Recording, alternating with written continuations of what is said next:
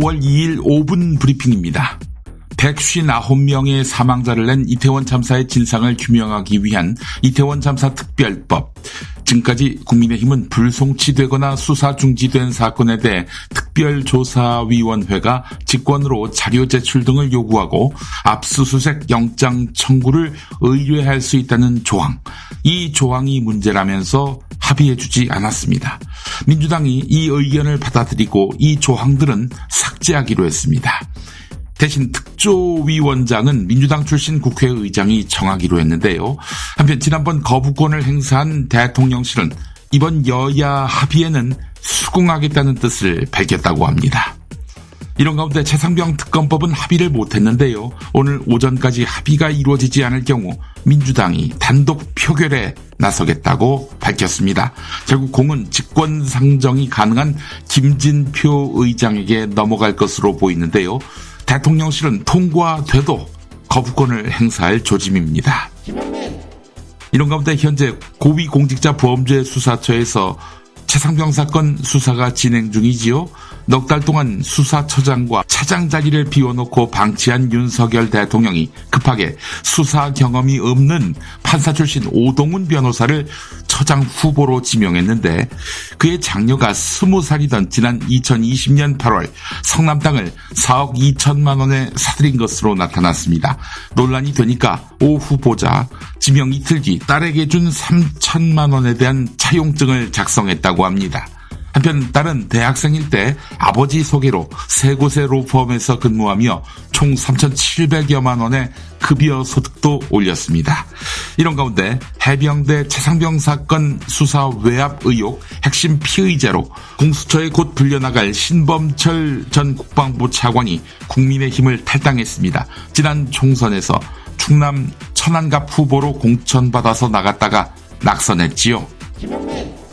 미국 공화당 대선 후보인 도널드 트럼프 전 대통령이 왜 우리가 누군가를 지켜줘야 하냐며 주한미군의 존재에 대해 부정적인 시각을 나타냈습니다.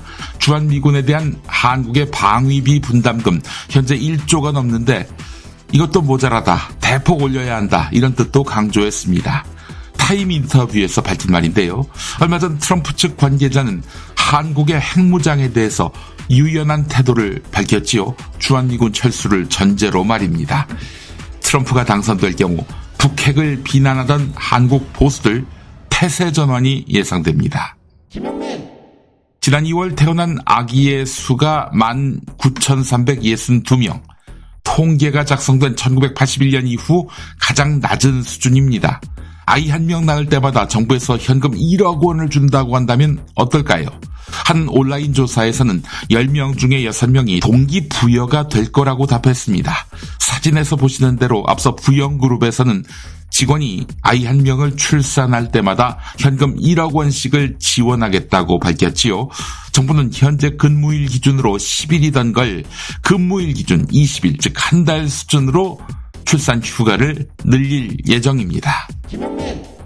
감사원 감사를 앞두고 선거관리위원회 간부들이 부정 채용 정황이 담긴 실무 직원의 업무 일지를 조작하는 등 적극적인 증거 인멸에 나섰다고 감사원이 밝혔습니다. 특히 무기한 보관해야 할 서류조차 파쇄했다고 합니다. 한편 그제 감사원은 선관위 직원들이 전현직 직원들의 자녀를 합격시키기 위해 면접위원이 작성한 평가 점수까지 조작하는 등 조직적으로 특혜 채용을 벌였다는 감사 결과를 공개했습니다. 뉴욕 경찰이 컬럼비아대 캠퍼스에 진입해 기습 점거 중이던 시위대 230여 명을 체포했다고 보도했습니다. 미국 대학가에서 가자지구 전쟁을 반대하는 시위가 이어지고 있는 가운데 대학 당국과 경찰 측의 진압 강도도 높아지고 있습니다. 한편 컬럼비아대와 아무 상관은 없는데 중미에 있는 나라 콜롬비아 정부가 가자 지구에서 이스라엘의 학살에 반대한다며 이스라엘과 단교를 선언했습니다. 5월 2일 5분 브리핑이었습니다.